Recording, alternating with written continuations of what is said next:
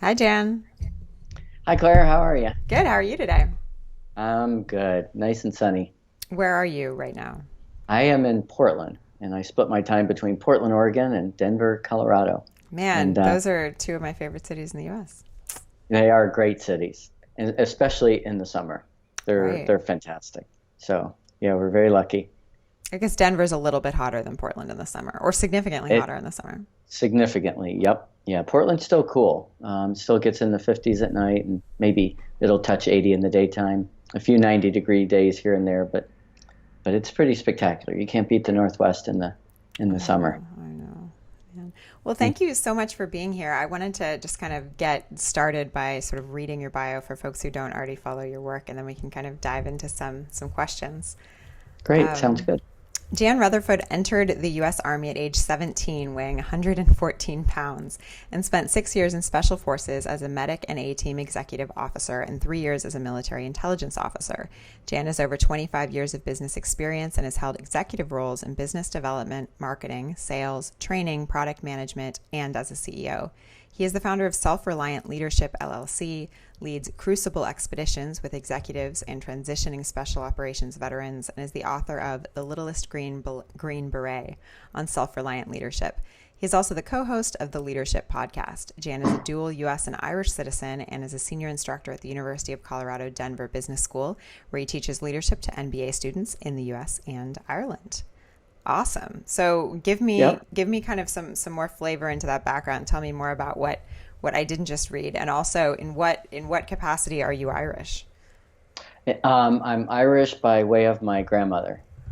So she was born in County Mayo and immigrated on a ship when she was 18 years old. You think about courage and bravery. I can't even imagine. Mm-hmm. But yeah, because of her, I have this dual citizenship. And like Colorado, Ireland was one of those places when I went there the first time, I didn't feel like a tourist. I felt like I'm home. This is where I belong. These are my people. Um, but as far as the background, really, I'd break it in. I'd break my career into basically four pieces. I would say I spent almost a decade in the military, enlisted at age 17, and um, and then became an officer. And really, that was a big imprint on me because what I realized was that I could really do anything I set my mind to, and that the whole concept of cold, wet, tired, and hungry, and adversity really made me understand that those tests, those crucibles, make you stronger. Then I got out and I spent 10 years in big pharma, the pharmaceutical industry, got phenomenal managerial and leadership experiences and training. And this was in the glory days of pharma, and great grounding, and was around top notch, phenomenal people, and really started to understand what the business world was about. And then the latter 10 years were in progressively smaller companies that were healthcare and IT oriented, and really learned a lot about making money and profitability versus creating a great organization, and Hmm. how those two things sometimes compete, those values. But what I realized throughout my career, that the common thread was people development. That's what I loved. I understand that that's a force multiplier, just like in special forces. And as I went out on my own and wrote the book, I thought I'd love to take some of those lessons and continue to be a student and learn, and help people understand how they can create great organizations by growing people and growing leaders to create that profitability, to grow that organization. That they're not necessarily conflicting; they're complementary. So explain that why people development is a force multiplier. You sort of threw that out there, but tell me what that Yeah. means. Well, it comes from my experience in special forces. So the Green Berets are really part warrior, part diplomat. What they're really supposed to do is take 12 people, go into a community and fix the infrastructure, deliver babies, and take care of goats and chickens, dig a well, fix the buildings, and help them fight their own fight. And so 12 people is supposed to create a force of 1,200 people. And the whole way of doing that is win hearts and minds. It's not going in from an autocratic perspective. It's going in and understanding the culture and the perspectives and the values. And I think leadership is much the same. We started out before we started recording saying that leadership in some ways has changed. I don't think the art of influence has changed and the need for that, but where it's applied and when it's applied and how it's applied is nuanced and it's different. And one of the things that we tried to understand when we went to Patagonia on a recent expedition was, what role does kindness and being liked and being nice play into leadership? And is that important? Because a lot of the folks that we've spoken to have said, I've never had a leader that I respected and I would follow anywhere that I didn't like. So it's interesting because many of us grew up thinking, well, I have to be respected first, foremost, not liked. But there's a fine line there. And being liked and respected might mean you're tough, you uphold the standards. Doesn't mean, you're always smiling all the time. But nobody wants to work for a jerk. They just don't. And they don't have to these days. And why do you say they don't have to these days? Because we have choices. We have so many choices. And if leaders really think of their organization that everybody that works for them is really a volunteer, they would have a different perspective. Because even if they come to work every day, doesn't mean they're coming to work every day. We know there's really different levels of engagement. And it's up to you to figure out, how do I get the full force and power of what they can bring. And part of that is, I think, in some ways, leading less. I really think one of the things I seem to coach people on the most is they're here, they want to be there, and they know they've got to develop and grow their people. They've got to delegate more, but they're doing everything. And what they've got to do is sort of step back and allow mistakes to be made, put their arm around folks, help them learn, help them grow, which is going to slow things down, but it's going to allow them to do what they should do and only they can do and that they should do right now, which isn't operate and execute the organization. Right. It's vision, strategy, develop people, spend time with clients to see if your vision and strategy is right and the people deployment's right and you're developing the right way. And most of the time, we get to a certain point because we're really good, we're hardworking, we know how to problem solve, project management, that we keep doing that. And that comes across as the boss is in the weeds. I'm getting micromanaged. I'm not growing and developing. I don't see a career path for myself. And then the leader gets to a point where they say, I really would like to exit. I'd like to retire. I'd like to do this. I'd like to buy an organization or spend time on strategy, and I can't. And it's because they literally need to get out of their own way. It's interesting. So is getting out of your own way related to, is this self-reliant leadership? What is self-reliant leadership? Well, self-reliant leadership is knowing which questions to ask and having the courage to answer them and act.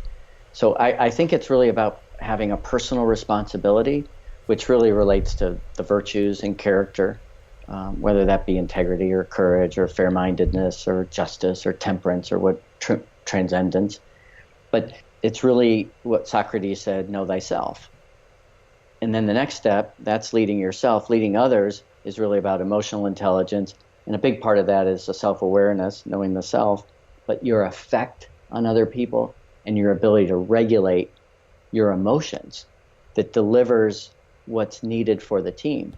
Not, well, I'm gruff, that's who I am, or, I'm glad they saw me upset. It's like, well, what did the team need at different times? Maybe they need you to stomp your fist down on the table even when you don't feel like it. And maybe there's times when you sit back and don't say a word. But that's leading self. And then once you get to a certain point, I think you get to a point of diminishing returns a little bit, and then you've really got to look at the environment or the organization and say, what do I need to do from a structure, system, process, incentive, people perspective? How do I create an environment where most of the people can do the right thing most of the time with minimal supervision? And that's the culture. And that culture is what the brand is, expressed externally. Culture internally is brand expressed externally. So I really think it starts long-winded answer, starts with knowing which questions to ask and having the courage to answer them and act. And as a leader, it's not just questions to yourself, but leading best by asking great questions of your team, because that's how you're going to grow people. The same way Socrates did as a great philosopher. He didn't provide the answers, he provided the questions. He didn't provide the answers, he provided the questions. And I guess the questions are different for everyone, or are some of the questions the same? Well, this is the worst answer. It depends. I think a lot of the questions are similar. Why? What do you hope to intend? What's your intent? Do you really have a good sense of what the root cause? I think often, for those leaders out there listening, you'll be able to relate to this. Somebody comes to your office, they want a decision. Well, it says I'm CEO, here's the decision.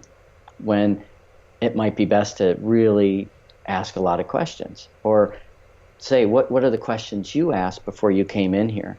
Why weren't you able to solve this? To look at that as a developmental opportunity for that person, because it's easy and it's expedient to answer that. We have the knowledge, we have the background, we have all that, then we move on to the next thing. Sometimes we without asking the questions, we might not understand that decision is so interconnected to so many other pieces of the organization that it might have great repercussions. And again, we're not developing our people. So, really understanding the root cause of the symptoms, kind of like a doctor. I mean, you get the sniffles, somebody could give you a decongestant. That'll relieve the symptoms, but if it's a cold, your own body's going to take care of the virus. If it's a bacterial infection, you might need something else. But how often do physicians really figure out, well, what's the root cause of what ails you? And how often in business do we ask those same questions? Wow. So what is the role of self-reliant leadership when it comes to learning from others? So let's say you are a leader, but even leaders can learn from other people. So how does sort of self-reliant leadership intersect with that idea of finding guides or mentors or just learning from others? Well, I think part of the concept of this came from teaching MBA students. So I'd get them for 16 weeks, and then I felt like I dumped them off a cliff. Like, hey, I wanted you to develop a passion to become a student of leadership, and then and keep learning. The course wasn't about making you or becoming a leader. And what I said to them all the time was, there's 3 things you can control, and you don't need to spend any money on. One, you get to choose which books you read. You get to choose who you hang with, mentors and other people, and even from afar, you can learn from them, and you have an opportunity every single day to observe and to leverage adversity as the greatest teacher. So when bad stuff happens, a crisis of the day, you can sit back and go, well, of course, this is to be expected. This is what I get paid for.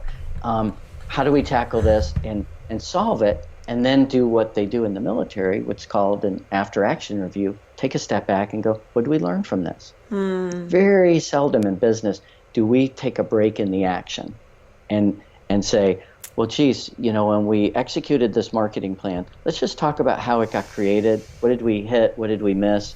Then when we did this, to break it into little pieces and diagnose it so that we can continually improve. Every football team and sports team does this. Every military operation does this. The Blue Angels and the Thunderbirds do it after every air show. But in the business world, we just keep going 90 miles an hour. Wow. So, okay, let's deviate for a second because I love this idea. Talk to me about what an after-action review could really look like for your business. So, and just so you know, what the military would call it is a hot wash. We'd call it in the business world a debrief. But it would why is it called a hot wash in the military? I wonder what that is. I think it had to, and somebody will correct me, but I think it had to do with after you fired your weapons, that you put it in a hot wash. Oh, okay. To clean the weapon. So after, I think, and somebody might correct me on that, but a debrief in the business world might be, it could be after a meeting, a very important meeting where you've got to roll some things out to the team. And you could basically say, well, how'd the meeting go? Or you could say, you know, we set this meeting up and we asked people to do this homework and we communicated. How was our communication? What went right? What went wrong? What can we do better? All right. At the very beginning of the meeting, when we kicked it off, how'd that go? The first 5 minutes. Then, you break it into the middle. Instead of just saying, hey, we just had a meeting. What was good? What was bad? What do we need to improve? You break it up into segments so that you can kind of go back in time and put yourself there and really reflect on what worked, what didn't, what do we need to change. And then part of that gets incorporated into, and you have to decide, well, how do we make this part of the way we do things in the future? How do we institutionalize this? How do we create standards? And then the really hard part is, how do you uphold people to those standards? Are there consequences for meeting standards or not meeting them? Most of the time, there are no positive consequences because we think, well, they did their job, I shouldn't have to thank them, which is not true. Right, because we do. Right. And second, we let people get away with stuff. And then that hurts the rest of the team because the rest of the team is saying, I want to be on a great team, not a mediocre team. We got a person over here who's a jerk but gets stuff done, and we got a person over here who's really nice, but they're a wallflower. They get nothing done. We don't need either of those people on this team. We need people that understand the values and model those behaviors and get stuff done. A high-performing team. That's what I expect, that the leader does that. A great leader creates shared accountability where the team actually holds each other accountable for those behaviors. That it's like, I spoke to a great conductor the other day, and he said, a good orchestra doesn't play with each other. They play for each other. Wow. And I think a great team does that. They play for each other, not for the boss, but for each other. We know that. And so why do you think so much of the time we don't praise our team members or correct course when things are when someone is not, Yep. doing as great as he or she could be doing? Yeah. On the positive side, I think it has to do with we think we're too busy. Okay. We don't understand how important that is, because for people to feel they've been treated fairly, we know the research shows that they need to hear 3 positives for every negative. Wow. And they say in marriage it's 5 to 1. Wow. Wow. So I think that's one. On the negative side, and I think some of that might come from some insecurities that, people aren't willing to share that. They don't have that humility.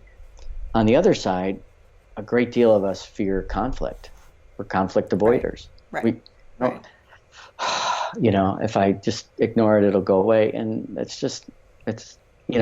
what they didn't do at the very beginning is set an expectation that says, here's how we're going to communicate. And we know these are the inevitable things that are going to take us off track and cause conflict. And here is a way we're going to agree in advance of how we're going to mitigate that, because we know it's inevitable. Of course this happens. This is to be expected. Go back to the ground rules you set, or the team alignment that you set at the very beginning, and deal with it. I mean, to me, it's inconceivable that someone couldn't say to someone like, Claire, you let the team down. That's all I'd have to say, because just by that, you would go home at night and share with your family you got your butt chewed. Even if I said it with that tone, you would feel like you got yelled at, and you'd feel bad, and you'd think, and hopefully you'd be introspective and you'd say, you know what, I did. The boss was coming down on me, or they were unfair, but hopefully you've created a relationship where somebody's going to look in the mirror and go, you know what, perception's reality. I let the team down. I made a commitment, a promise to my team, and I failed. And I owe it to them. I've got to make it up. And I think that's where real strong teams come from, when we talk about a common purpose and a trust with a team that really creates it. That trust is, you're going to do what you say you're going to do. And if you screw up, you're going to own up. Right. And you're going to make it right.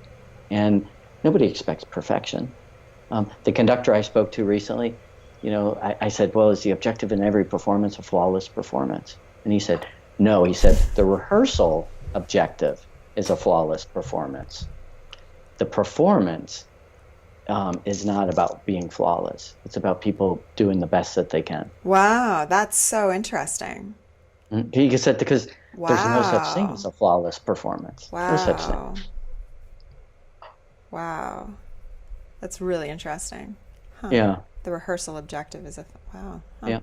And this conductor I speak of is the new music director at the Colorado Symphony, a guy named Brett Mitchell. And he's not even 40, and he's got more wisdom about teams and leadership than most business leaders I know. And what's amazing about some of the things that he and I talked about was when a conductor, puts her arms down and stops waving them in the air and closes her eyes and conducts the orchestra with their eyes closed and just facial expressions. He says, you know what that is? That's trust. That's trusting the orchestra. It's trusting themselves.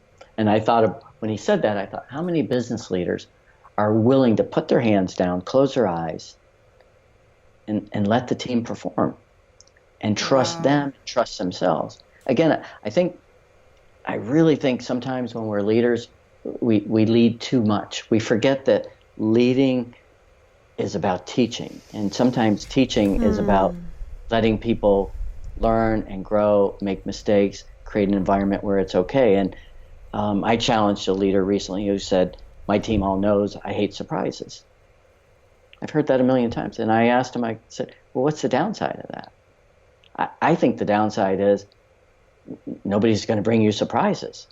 Nobody's going to be creative, innovative, challenge, Right. groupthink, Right. any of that stuff.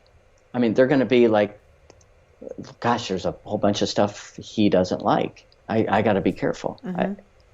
I don't think that's a good team dynamic necessarily. I get where he's going, but I think as leaders, our words are powerful. We have to be careful. We have to understand, what kind of environment do we want? I ask a lot of leaders in front of their teams, hey, are mistakes okay here? And here's what always happens. Here's the leader. And then behind them, here's everybody else. Mistakes are not okay here. Wow. And again, I think that could be alleviated by setting expectations. What are acceptable mistakes? Do we have contingency plans? Are we doing debriefs to really, diagnose these things? Is it safe? And are people safe to basically call out anything, including the leader? Is it safe? So what does that mean? Well, are they comfortable to speak up, to be themselves? I mean, it doesn't mean not having emotional intelligence, not having a certain amount of interpersonal skills, but to be authentic and know that everybody's, where everybody's objective is the same. That they want to deliver X to the customer, they want to create a great organization. Again, I think, Dan Pink is famous for talking about autonomy as a great motivator, and I get that. But I would also challenge him a little bit in that I think we all think we want autonomy, and we want it to some degree. A lot of us are introverts, and we think, just let me type on my computer, leave me alone. But what leaders and teams need is a great deal of collaboration. There's a lot of shared workspaces these days, and I dare you to go in and watch what you see. And you'll see half the people with noise attenuating earphones on so they don't hear anybody. It's like, why do you have a shared workspace if you're not interacting, collaborating? Because the power, that's where the power is. And you're an anthropologist by training. And we had Sebastian Junger on, who's an anthropologist, and he talked about how, for thousands of years, the way we got to where we are as a civilization is because we knew how to work together as a team, not as individuals. Individuals couldn't survive. Well, I think we're at a point where we thought technology is going to enable us to be individuals. And I think we're realizing, even those of us that work by ourselves and in the gig economy and all that we understand we've got to be networked, we've got to be collaborative, we have to socialize. We have to have a team of people. None of us can be successful all by ourselves. None of us. Right. Wow.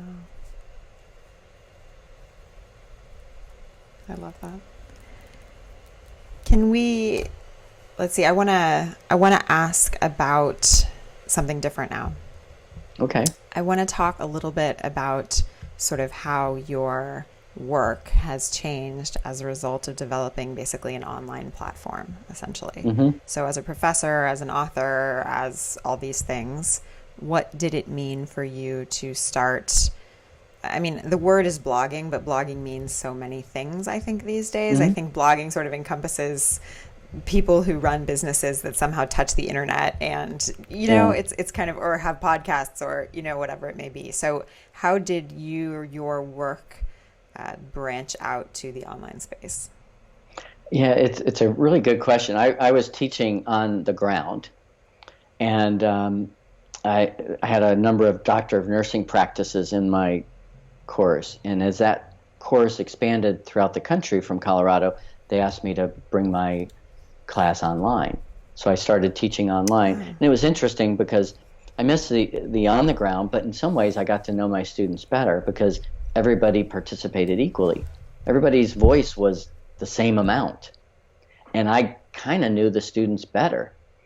So I was interacting with them a lot. And then I realized that, the course I had developed is really a book. So I adapted the course kind of to my life story about adversity and different things and created the book. And I remember right before I hit the send button to the publisher, I thought about Seth Godin and that he said, real artists ship. Because there was at no point have I ever felt like my book was ready to be published. But I went real artist ship. Today's the deadline. I hit enter.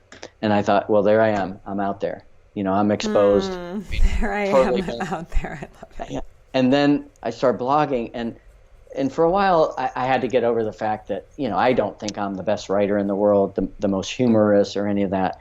And I just thought, well, I'm interested to see what sticks and what doesn't. And to this day, I remain that way. And to me, it's fascinating.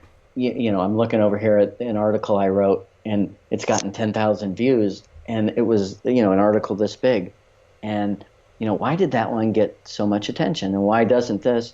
And it helps me kind of test what the challenges are out there, what's resonating with people, and in a way to communicate and basically create a dialogue with the people I'm trying to help, the people I'm on a mission to help, which is I'm trying to help leaders become better leaders, and teams become better teams. And I think part of that is understanding that even if we're in the top leadership role, doesn't mean we're always in a leadership role. We're always in a team role, though.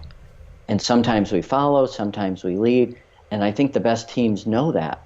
If you were on an expedition with us anywhere in the world, you'd be hard-pressed to know who was in charge, because we rotate leadership every day based on different skill sets, and you wouldn't know. You really wouldn't know who was the overall boss of the whole thing.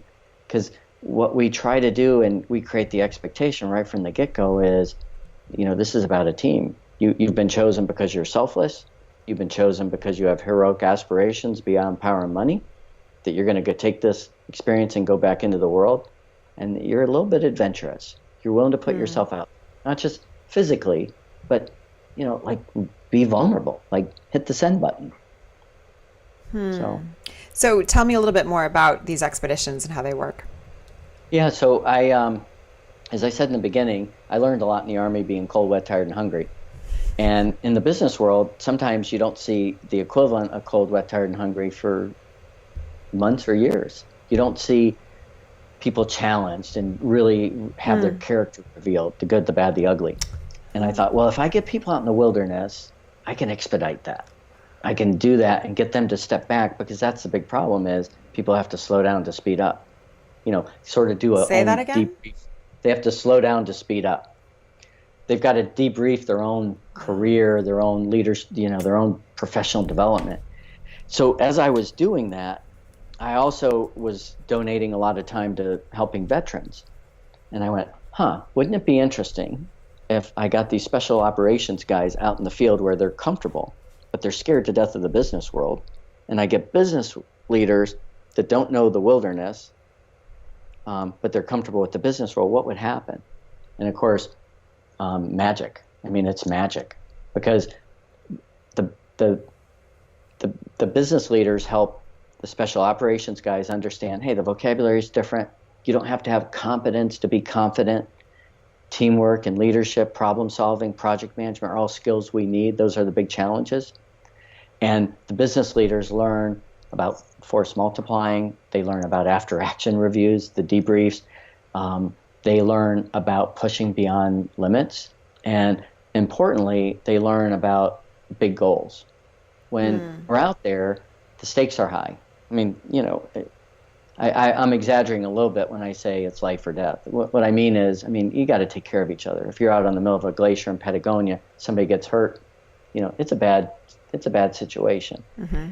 In the business world, you come in at 8, you go home at 5. The stakes aren't as big. So how does a leader communicate the vision, the why, the purpose in a way that people understand the gap between where they are and where they want to go is big enough to invest in, to commit and to engage? And, when leaders don't have that commitment, there's only one place they need to look, and that's the mirror. Not like, hey, I need a communication class. I need to communicate better to my team. Because if you're passionate and you know where you're going, the words will come. And they don't even have to be perfect. People get that. They want to follow and be involved in things that are meaningful. It doesn't matter what it is. I could, in the right situation, I could get excited about office furniture. If somebody helped me understand, how it fit into the big scheme of things and people's comfort, and that they're able to accomplish more and get more stuff done. But oftentimes we, instead of helping people understand they're building a cathedral, they're just laying bricks. So go back to that idea of that we need to slow down to speed up and just dig into it a little more. Yeah. I've never heard it said exactly that way, and that's wonderful. Well, it happens every expedition, because think of it this way. So you're out on a route, and if you're going 90 miles an hour, you might really get there fast. But if you're not slowing down to basically go, am I at the right heading? And am I at the right speed? And are there people behind me?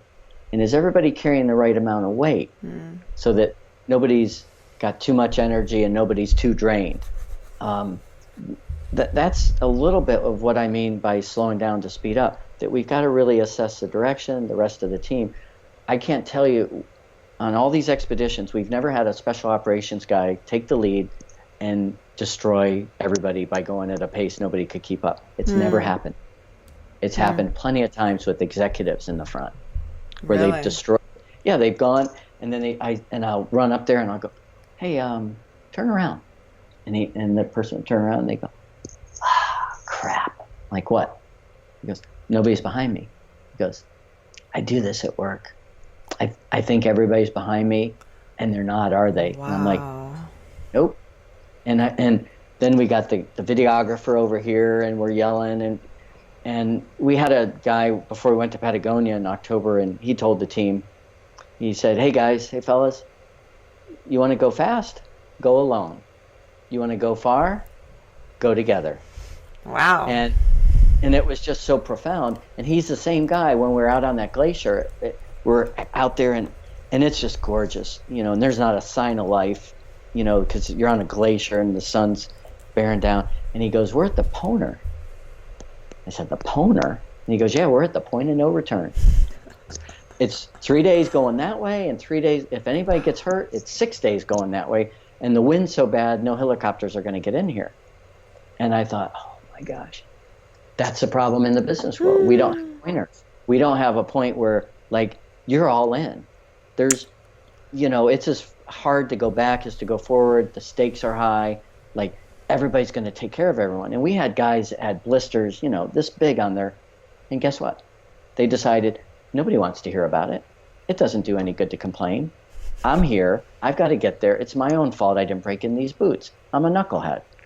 And I could see that same person in the business world basically going, oh, woe is me. I'm going to I'm going to call in sick today. Right. Not even realizing somebody else has got to carry more of the load. Right. Yep. So what we hope is when we do these expeditions that people take those lessons back, because the whole time we're out there, we're asking people, well, how's this relate to the business world? How does it relate? You know, in the morning, everybody's got their packs on, they're ready to go, and there's one guy, that guy, who's not packed up. And here we are with 50 pounds on our back waiting for that guy, and we're going to have that pack on for 9 hours because that guy was slow. Mm-hmm. Well, don't be that guy, you know? Wow. So, yeah, it's really great. We've got one coming up here in the end of September in Oregon. We're going to have 15 people, 6 women, 9 men, really super diverse group.